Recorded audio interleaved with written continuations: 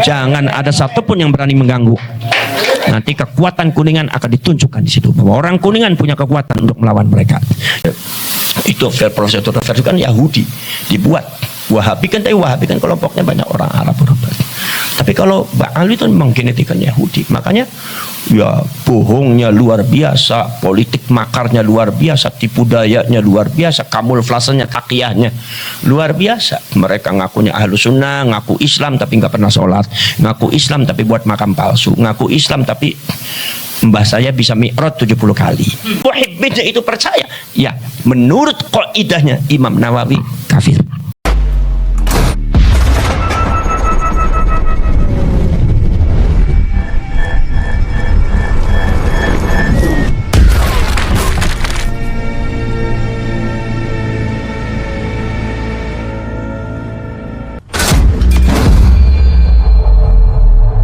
Dan ini setelah Pak Jokowi kita dapat presiden lagi, ini luar biasa lagi.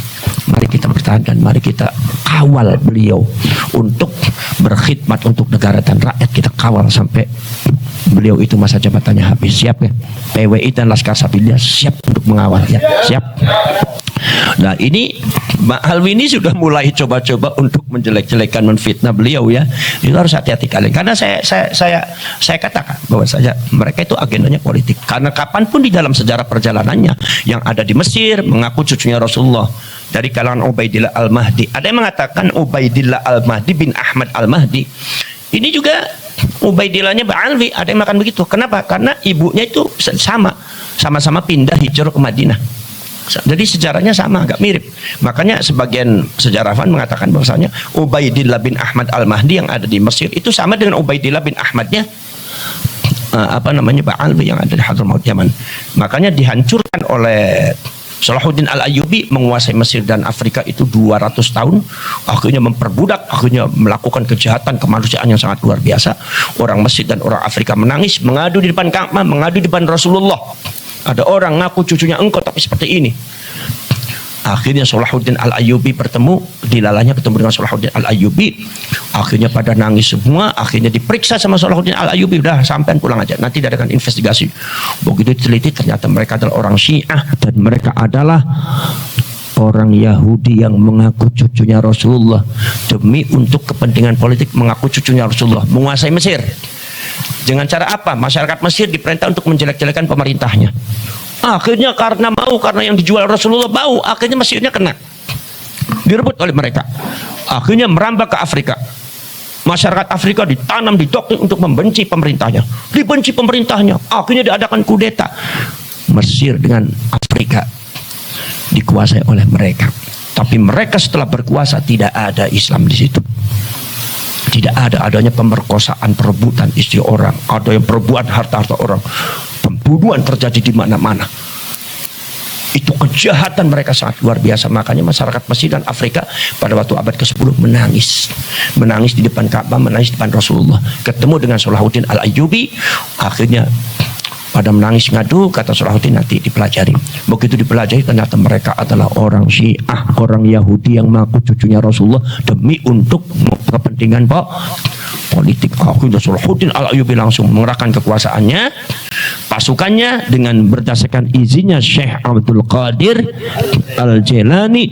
Maka Banu Fatimiyah, keluarganya Ubaidillah bin Ahmad Al-Habib yang ada di Mesir, yang ada di Afrika, hancurkan semua. Bukunya ribuan dibakar. Tapi tetap aja setelah itu muncul Ba'alwi dan bukunya mirip-mirip seperti itu. Kalau kalian membaca hanya buku literaturnya Ba'alwi, kalian akan tenggelam. Ya Ghusuf ya Ghusif, kalian akan tenggelam, tidak akan selamat. Tapi bacalah bukunya Ahlus Sunnah wal Jamaah, maka tahu mereka siapa.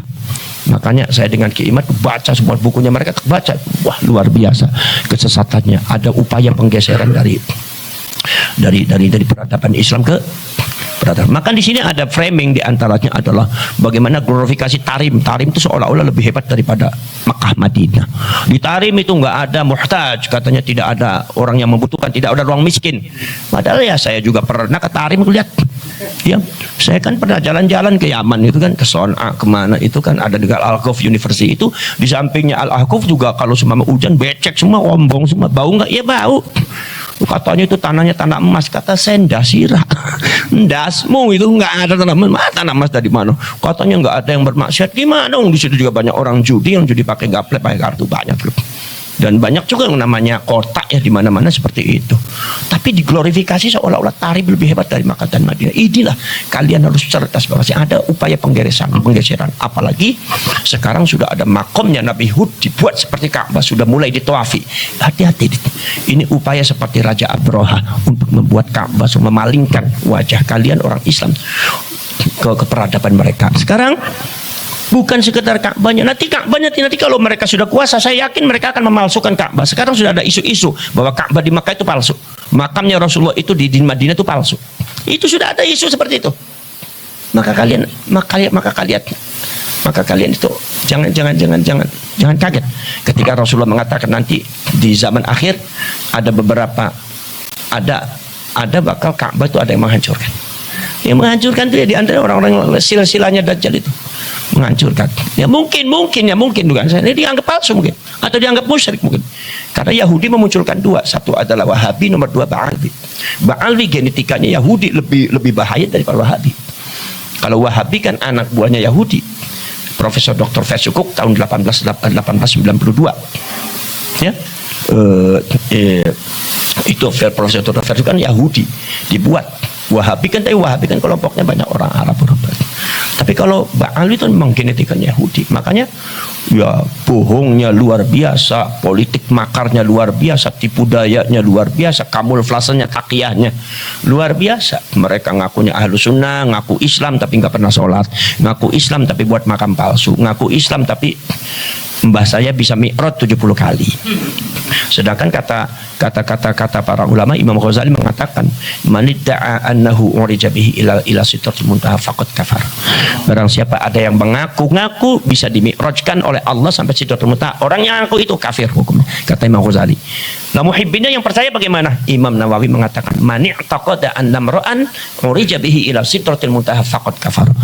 Barang siapa yang beriktikad ada seseorang, meyakini ada seseorang selain Kanjeng Nabi Muhammad dimi'rajkan ke langit, faqad kafar, orang yang punya keyakinan kafir. Berarti kalau seumpama ini Ba'alwi menanamkan itu bukan pada dirinya sendiri saja, tetapi juga kepada orang lain, kepada muhibbinnya. Ini bahayanya kalau muhibbinnya itu percaya.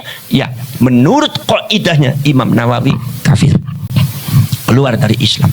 Makanya inilah kita yang harus hati-hati. Ada pembelokan, makanya pembelokan kepada peradaban Ba'alwi Yahudi, bukan Islam. Makanya saya harus diupayakan, ada dimunculkan Faqih Muqaddam seolah-olah lebih hebat daripada Imam Syafi'i. Ya kan? Jadi sudah digeser nih, orang jangan mengagumi Imam Syafi'i. Ada yang mengatakan Faqih Muqaddam itu ikut ke mazhab Syafi'i karena tawadhu. Anda pasor tawadhu. Saya bilang dasir apa lagi. Ya insya Allah kalian juga tawadhu semua. Tawadhu itu tahu warna duit, tawadhu tahu warna duit gitu. Biasanya kalau orang tawadhu itu sistemnya fleksibel, sekali templek isinya tebel biasanya gitu. Jadi artinya apa? Itu ya ada sekalian, saudara-saudara sekalian. Udah ada penggeseran itu kok. Dimunculkan atau Habib ini dan ditemukan lagi ada beberapa orang yang mengaku dirinya mi'raj juga. Wah itu kan maksudnya sholat, nggak bisa. Kalau urija bihi ila sidratil muntaha berarti mi'raj, bukan sholat. Kata-katanya, kalau itu memang kata-katanya Faqih Muqaddam yang mengaku menurut kaidahnya Imam Ghazali kafir. Kalau seumpama muhibbinnya yang mengaku meyakini menurut kaidahnya Imam Nawawi sudah kafir. Ini bahayanya. Maka masyarakat Kuningan segera mungkin harus diselamatkan karena ini sangat berbahaya. Nanti dibelokkan, nanti bukan ke Mekah tapi ke Tarim, bukan ke Imam Syafi'i dan Syekh Abdul Qadir Al-Jailani, tetapi dipalingkan ke Faqih Muqaddam. Nah, mulai upaya itu Fatihahnya Syekh Abdul Qadir dibuang semua. Di sini ada tantangan besar di Indonesia. Wali Songo mulai dihapus semua, sejarahnya mulai dihapus, dibelok-belokkan, makamnya mulai. Ini adalah upaya untuk penghapusan, upaya untuk memalingkan masyarakat dan umat Islam kepada mereka. Walaupun saya yakin mereka tidak akan berhasil. Mereka tidak akan jadi itu walaqad qalu kalimatal kufri wa hammu bima lam yanalu. Ini memang mereka semua sering mengucapkan kata-kata kekufuran. Mi'raj ketujuh. Mbah saya bisa mi'raj itu lafdul kufri, itu kalimatul kufri. Apalagi meyakini Habib ini itu bisa mi'raj. Ono sing mi'raj bari wedhuse, bari ontahe.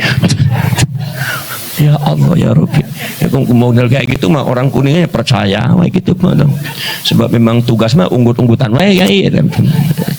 Nah, jadi ini adalah walaqad qalu kalimatal kufri wa hammu bima lam yanalu. Dia memberikan melakukan satu upaya-upaya dalam rangka menginginkan sesuatu, lam yanalu, tidak akan berhasil. Mereka tidak akan berhasil. Wa hammu bima lam yanalu. Mereka selalu melakukan upaya-upaya yang tidak pernah berhasil. Jadi insya Allah kita juga akan menang. Saya yakin mereka pernah berkuasa di Palestina, sekarang lagi berkuasa di Palestina. Sebab Zionis dengan Ba'alwi ini realita ilmiah ya, realita, bukan fitnah, realita ilmiah, data ilmiah. Zionis dengan Ba'alwi itu genetikanya sama, G. Jadi Yahudi Askenazi. Merebut Palestina, nanti di Indonesia juga pengen merebut Indonesia. Mereka bisa menghancurkan Mesir dan Afrika, mereka bisa menghancurkan Yaman, tapi insya Allah mereka tidak akan bisa menghancurkan Indonesia. Mereka berkeliling dari Mesir sampai ke Yaman. Mereka dari Mesir akhirnya diusir, datang ke Yaman, diusir lagi, datang ke Indonesia. Mereka akan mati busuk di tanah Indonesia. Jangan nggak percaya. Makanya sekarang kita ini, penentuan kita ini ada lagi diberikan haklud dakwah. Istilahnya orang-orang itu adalah haklud dakwah. Haklud dakwah itu adalah zona dakwah kita adalah Ba'alwi. Kita tentukan kita ada di mana, kita membela siapa. Ya kan? Hanya itu saja. Oh, saya membela. Oh, kalau saya membela Rasulullah, saya membela Wali Songo. Saya membela Rasulullah, membela Wali Songo, membela leluhur, membela Indonesia. Tidak membela. Saya tegaskan, saya tidak membela Ba'alwi. Tapi bukan berarti saya itu mendukung Ba'alwi. Tidak berarti saya itu memusuhi Ba'alwi. Tidak. Benci, oh tidak. Tapi saya tidak membela, tidak mendukung. Kenapa? Karena upaya mereka sangat busuk dan gak bagus. Nah, ini saya harus tegas seperti itu. Nah, maka dari itu, ini posisi saya. Kenapa? Karena nanti di akhirat akan ditanya, kamu Abbas, kamu bela siapa? Ada ceritanya juga zamannya Rasulullah, ada ceritanya zamannya Nabi Ibrahim ketika dibakar semut itu tidak mau nih semut. Ini, makanya gajahnya juga ketawa juga, jinnya ketawa, kamu itu ngapain kamu niup-niup ngeludah-ngeludahin apinya Raja Numrud? Nggak bakal mati dengan tiupan kamu dan ludah kamu semut. Apa jawabnya semut? Betul, saya tahu tidak akan mati itunya apinya Namrud dengan ludah dan tiupan saya. Tapi saya lakukan itu bukan untuk mematikan dan memadamkan api, tapi saya melakukan itu untuk menunjukkan di depan Tuhan saya posisinya ada di mana. Ya Allah, saya posisinya ada di Nabi Ibrahim. Makanya apapun saya lakukan untuk meniup dan memadamkan, walaupun nggak akan mati. Nah, inilah yang dilakukan oleh kita. Makanya tetap semangat, kalian nanti tetap adakan upaya-upaya pendekatan, pencerdasan, dan nanti insya Allah mudah-mudahan di acara nanti akan diadakan acara yang besar. Nanti jangan ada satupun yang berani mengganggu. Nanti kekuatan Kuningan akan ditunjukkan di situ, bahwa orang Kuningan punya kekuatan untuk melawan mereka. Jangan sampai mau diperbudak, karena cerita-cerita laporannya sudah sangat banyak sekali dan itu sangat tidak elok sekali. Ada Sohibul Bait dilukai oleh tamunya itu. Yang namanya TKI, tenaga kerja Indonesia itu ada di Saudi, walaupun 20 tahun 50 tahun di sana, lahir di sana, nggak ada yang mengklaim Saudi milik orang Indonesia, itu nggak ada. Atau mau berani melawan orang-orang pemerintah Saudi, enggak ada. Atau sumpah berani menjelek-jelekkan ulama-ulama kayak Saudi, tidak ada. Tapi ini Ba'alwi ini berani, subhanallah. Makanya ini harus kita lawan, karena ini tanah kita. Kuningan itu tanah kalian. Maka itu ungkap itu leluhur kalian, angkat leluhur kalian, angkat adat budayanya kalian. Jangan kalian itu malu pakai ikat dan pakai pakaian Sunda. Kalian orang Sunda, kalian punya kebesaran, dan kebesaran kalian jauh di atas kebesaran peradaban Ba'alwi. Ba'alwi di mana-mana terusir, Yahudi yang terusir, dia nggak punya tempat, makanya selalu ngerampok tempat. Namanya kaum Hazari. Kalian itu punya kebesaran, kerajaannya ada, Islamnya bagus, peradabannya luar biasa. Jangan mau kalah kalian. Kalau mereka mengatakan ini nggak bagus, nggak mau ini, Allah sangat rendah apa, kalau nggak ada Habib nggak boleh, bohong semua itu. Ya.